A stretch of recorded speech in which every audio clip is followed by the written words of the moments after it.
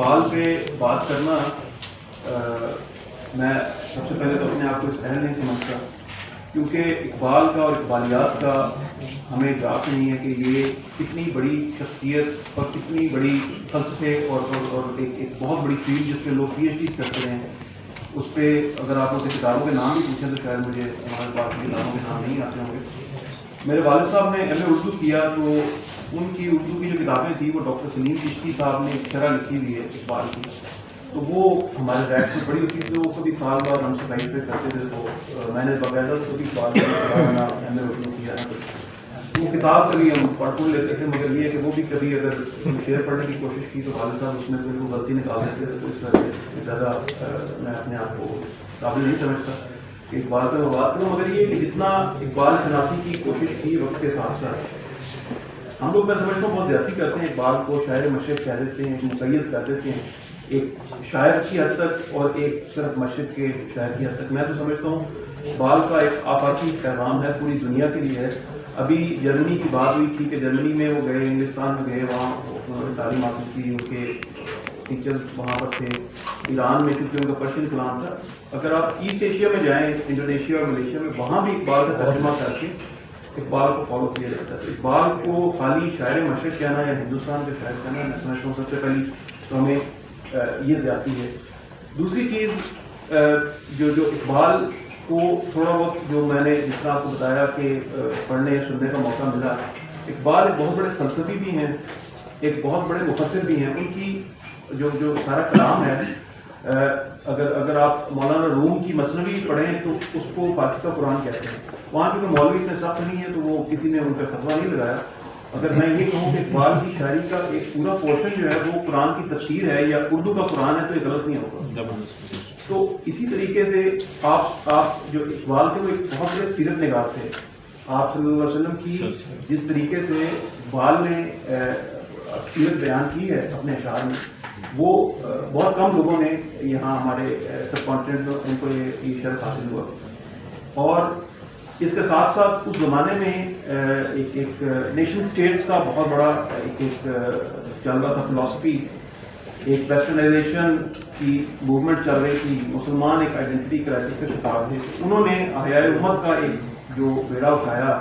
اور انہوں نے کمپیریزن کیا ہماری سویلائزیشن کا ویسٹرن سویلائزیشن کے ساتھ، ہماری وہ جو ایک ویسٹرن ڈیموکریسی کا کانسیپٹ تھا اس کو انہوں نے کرٹیسائز کیا، جس میں اس زمانے میں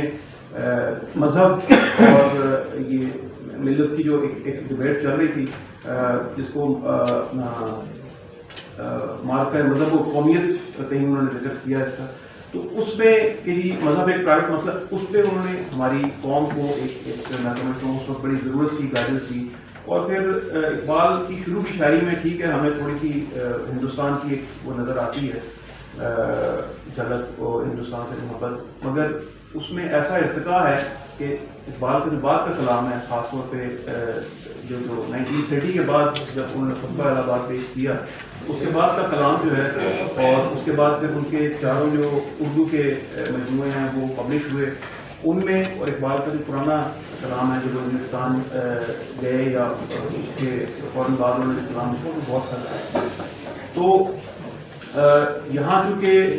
نبی کریم صلی اللہ علیہ وسلم کی اس میں اقبال کا خود ہی کا فلسفہ جو ہے وہ ایک بہت میں سمجھتا ہوں، اقبال نے فخر کی بات کی، اقبال نے نظر کی بات کی، وہ کیا شعر ہے کہ مکتب کی کرامت کیا تھا، وہ خزانے نظر تھا کہ مکتب کی کرامت تھی، سکھائے اس نے اسماعیل کو آداب۔ اب یہ اس طرح کی باریک باریک باتیں ہیں کہ ان کو میں سمجھتا ہوں کہ ہماری نئی نسل کو تعلیم کی تربیت سے بھی آگے کی چیزیں ہیں، یہ اقبال نے ہمیں اس وقت بتائیں۔ اس کے ساتھ خودی کا جو فلسفہ ہے، ایک دفعہ اقبال سے کسی نے پوچھا کہ آپ نے یہ خودی کا فلسفہ جو ہے آپ کے بارے میں کہا جاتا ہے کہ آپ نے نقشے سے کاپی کیا ہے، یا نقشے کا آپ نے جس کو چھاپا کہتے ہیں وہ آپ نے، تو یہ آپ نے کہاں سے لیا یہ فلسفہ؟ تو اقبال نے کہا آپ کل تشریف لائیے گا۔ اگلے دن علامہ اقبال نے بلوایا ان کو اور قرآن پاک منگوایا اور سورۃ الحشر کی وہ آیت وَلَا تَكُونُوا كَالَّذِينَ نَسُوا اللَّهَ فَأَنسَاهُمْ أَنفُسَهُمْ، کیونکہ یہ آیت کہ ان جیسے نہ ہو جانا جنہوں نے اپنے آپ کو،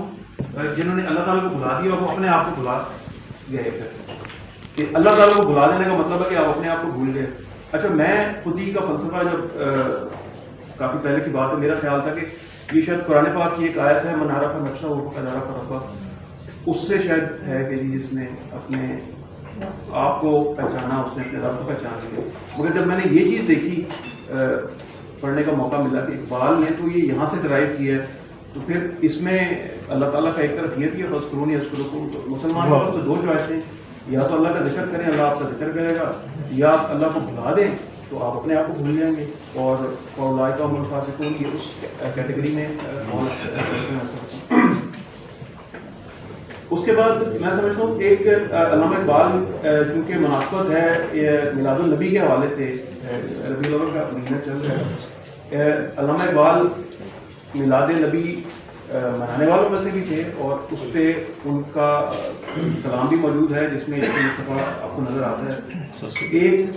محفل میلاد میں آپ علامہ اقبال تھے، تو آپ نے خودی کے حوالے سے میرے ذہن میں آئی بات کہ اس میں آپ نے 3 باتیں میسج دیا کہ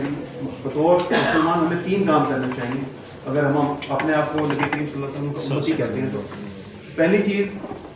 ذاتی حیثیت میں انڈیویجولی ہمیں یہ کرنا چاہیے کہ نبی کریم صلی اللہ علیہ وسلم پہ جتنا کثرت سے درود پڑھ سکتے ہیں وہ پڑھیں.